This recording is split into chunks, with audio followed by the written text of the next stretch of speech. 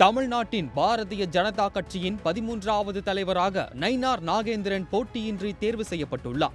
சட்டமன்ற தேர்தலுக்கு இன்னும் ஒரு வருடம் மட்டுமே இருக்கிறது.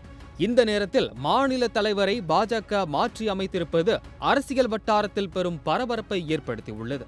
இந்த நிலையில் நயினார் நாகேந்திரன் யார், அரசியலில் அவர் கடந்து வந்த பாதைகள் குறித்து தற்பொழுது பார்க்கலாம். 1960ஆம் ஆண்டு அக்டோபர் 16ஆம் தேதி திருநெல்வேலி மாவட்டம் பனங்குடி அருகே உள்ள தண்டையார்குளத்தில் நயினார் நாகேந்திரன் பிறந்தார்.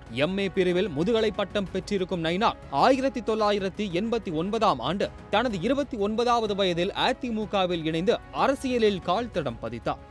அதிமுக பனகுடி நகர செயலாளராக ஆரம்பித்த இவரது அரசியல் பயணம் படிப்படியாக இளைஞரணி செயலாளர், நெல்லை மாநகர் மாவட்ட ஜெயலலிதா பேரவை செயலாளர், மாநில ஜெயலலிதா பேரவை செயலாளர், தேர்தல் பிரிவு இணை செயலாளர் என வளர்ச்சி அடைந்தது.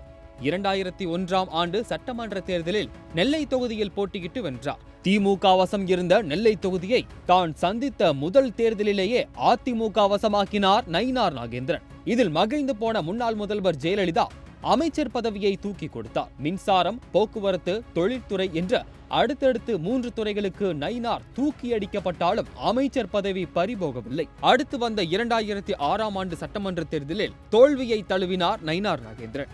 மீண்டும் 2011ஆம் ஆண்டு சட்டமன்ற தேர்தலில் போட்டியிட்டு வென்றார். ஆனால் அமைச்சர் பதவி கிடைக்கவில்லை. தொடர்ந்து 2016ஆம் ஆண்டு சட்டமன்ற தேர்தலில் போட்டியிட்டு மீண்டும் ஒரு தோல்வியை தழுவினார் நயினார். இதனைத் தொடர்ந்து முன்னாள் முதல்வர் ஜெயலலிதாவின் மறைவுக்கு பிறகு 2017ஆம் ஆண்டு அதிமுக கட்சியில் இருந்து விலகி பாஜகவில் இணைந்தார். இதற்கு பரிசாக மாநில துணைத் தலைவர் பதவியை பாஜக வழங்கியது. 2019ஆம் ஆண்டு மக்களவை தேர்தலில் பாஜக சார்பில் ராமநாதபுரம் தொகுதியில் போட்டியிட்டு தோல்வியை தழுவினார். அதன் பின்னர் 2021ஆம் ஆண்டு சட்டமன்ற தேர்தலில் நெல்லை தொகுதியில் போட்டியிடும் வாய்ப்பை வழங்கியது பாஜக. இவருக்கு ஆதரவாக மத்திய உள்துறை அமைச்சர் அமித்ஷா திருநெல்வேலிக்கு வந்து தேர்தல் பிரச்சாரம் செய்தார். நெல்லை மக்களின் ஆதரவுடன் பாஜக MLAவாக சட்டமன்றத்தில் நுழைந்தார் நயினார் நாகேந்திரன். இதனால் மகிழ்ந்து போன பாஜக தமிழக சட்டப்பேரவை குழு தலைவர் பதவியை அவருக்கு கொடுத்தது. 2024ஆம் ஆண்டு நடைபெற்ற மக்களவை தேர்தலில் பாஜக சார்பில் நெல்லையில் போட்டியிட்டு மீண்டும் ஒரு தோல்வியை தழுவினார் நயினார். இருந்தபோதும் பாஜகவில் மிகுந்த செல்வாக்கு மிக்க ஒருவராக வலம் வந்தார் என்பதில் எந்த மாற்று கருத்தும் இல்லை.